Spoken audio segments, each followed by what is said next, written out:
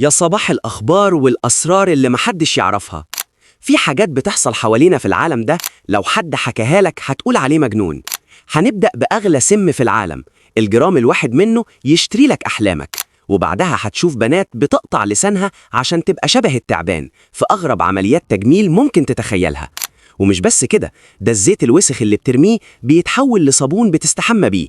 وفي الآخر هوريك مزارع مواشي شغالة بسيستم وتكنولوجيا كأنها مصنع طيارات، مش مجرد زريبة. ركز معايا في كل دقيقة عشان اللي هتشوفه حقيقي 100%. ويلا بينا. تعالى بقى النهاردة أوريك الدهب اللي بيطلع من قلب الموت. وده مش دهب عادي، ده سم التعبان يا سيدي. سم التعبان دلوقتي بيتباع، والناس كمان عاملة مزارع ليه. بيمسكوا التعبان وبياخدوا السم بتاعه، والسم ده بيتعمل منه علاج. والمعلومة هنا إن السم ده بيدخل في تصنيع أدوية حيوية جداً، وأهمها نوع من فئة الأنتي كواجيلنس، مضادات التجلط، اللي بتنقذ مرضى جلطات القلب وضغط الدم في العالم. ولأن استخلاصه عملية في منتهى الخطورة وكميتها بتبقى قليلة جداً، ده اللي خلاه يتحول لدهب سائل سعره بيعدي الخيال. سيبك بقى من سم التعبان، وتعال نشوف اللي بيقطعوا لسانهم عشان يبقوا تعابين. تعال بقى أوريك أغرب الحاجات اللي انتشرت في العالم واللي بتعملها البنات وبكميات كبيرة كمان. بيقطعوا اللسان وبيخرموه. أيوة يا سيدي، مش عايزك تستغرب.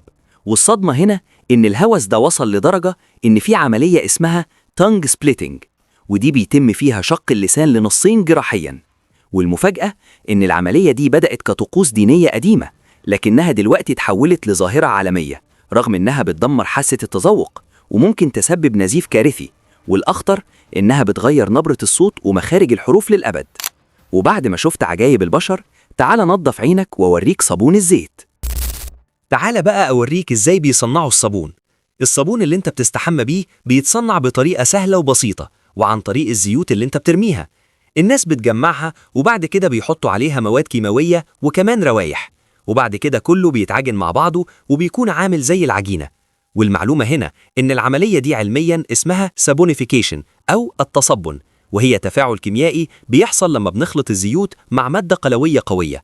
التفاعل ده هو اللي بيحول الزيت لملح صابون وجليسرين، والنتيجة بتكون منتج بينظف بعمق وآمن تماماً على البشرة. والأهم إنه بيخلص البيئة من ملايين الأطنان من الزيوت الملوثة.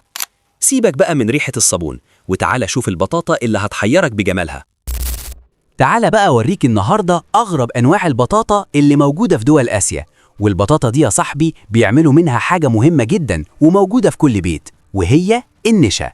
البطاطا دي بتختلف عن البطاطا العادية اللي احنا بناكلها، واللي هيصدمك إن البطاطا دي نوع من الجذور الدرنية المعروفة باسم كاسافا أو المانيوك، وهي المصدر الرئيسي للنشا في العالم.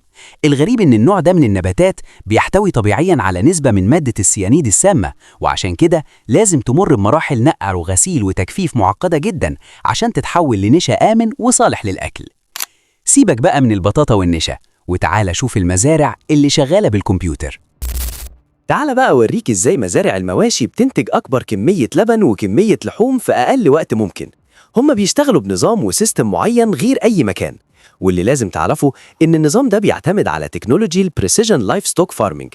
والسبب اللي بيخليهم يعزلوا الصغيرين لوحدهم هو البايو سيكيورتي أو الأمن الحيوي، وده عشان يحموهم من الأمراض اللي ممكن تتنقل لهم من المواشي الكبيرة لأن مناعتهم لسه ضعيفة، وفي نفس الوقت عشان يتحكموا في نظام غذائي مبرمج بالكمبيوتر يخلي نموهم أسرع بكتير من التربية العادية. سيبك من المزارع وتعال نشوف اللي جاي. تعال بقى أوريك المصانع اللي بتسيح الحديد، بس المرة دي الموضوع مختلف. إحنا بنصنع الإزاز. أيوة يا سيدي، الإزاز اللي في بيتك اللي معمول منه الكوباية والشباك ده أصله رمل.